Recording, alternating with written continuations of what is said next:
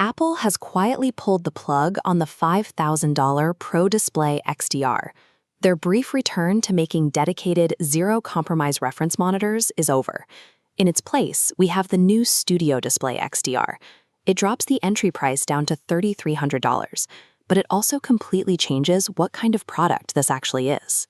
For years, the absolute peak of Apple's desktop lineup looked like this: towering workstations, substantial budgets, and screens built strictly for high-end Hollywood workflows. If you run a dedicated color grading suite, seeing Apple take their flagship monitor and bolt on a webcam and speakers looks like a downgrade to consumer hardware.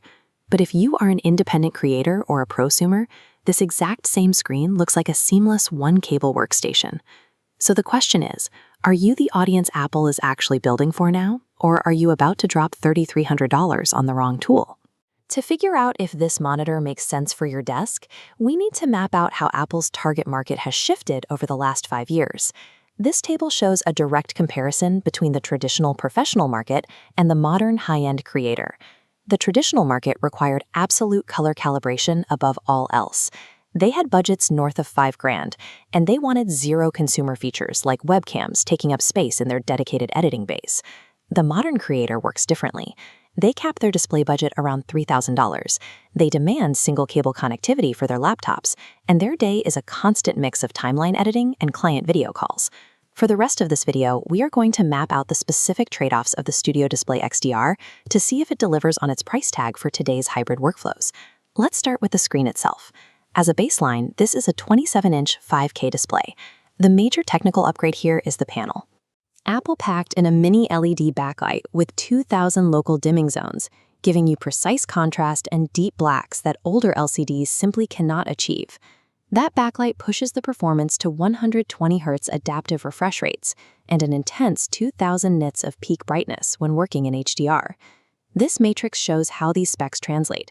Inputting mini LED tech gives your monitor total visual parity with your MacBook Pro. But hitting those brightness levels requires a physical compromise.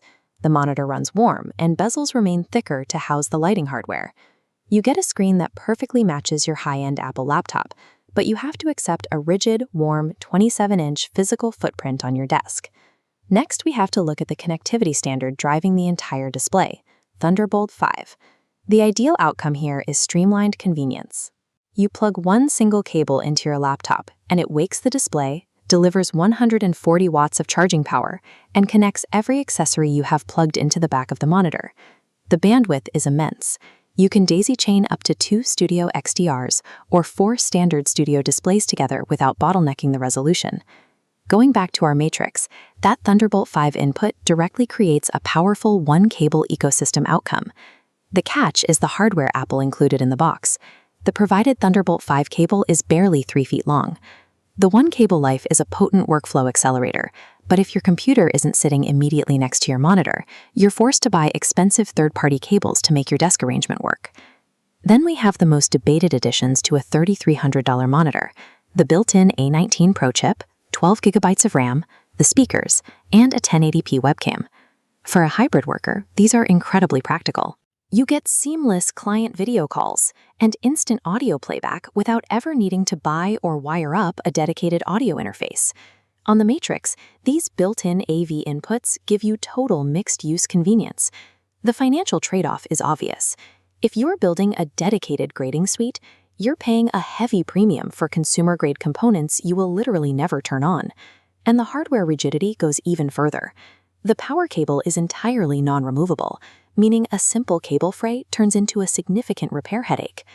That $3,300 price tag covers the high-end panel, but it also functions as an ecosystem tax, where you pay for consumer-grade components you might never use, while accepting Apple's rigid repair policies. The move from Pro to Studio branding goes beyond the display lineup. It signals a shift in Apple's entire desktop strategy. Right now, the Mac Studio sits as the standard for professional computer hardware.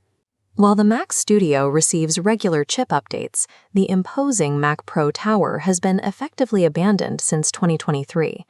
If you are waiting for Apple to release a pure, zero-compromise reference monitor without a webcam, you will be waiting forever. Studio is the highest tier they will offer going forward. So making your purchasing decision comes down to matching the hardware with your primary daily focus. This flowchart breaks down exactly which screen fits your specific needs. If you are a Hollywood colorist who uses pure color accuracy without built-in webcams, skip Apple entirely. You need a dedicated third-party reference monitor. If your day is mostly coding or writing, and you don't need HDR or 120 Hz, the standard $1,600 Studio Display offers the exact same text clarity for half the price.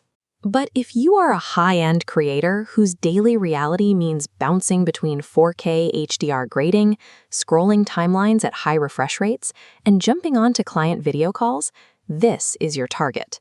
The Studio Display XDR is absolutely not a traditional professional reference monitor, and because it embraces the messy, mixed-use reality of modern workflows, it is exactly the monitor the market actually needs.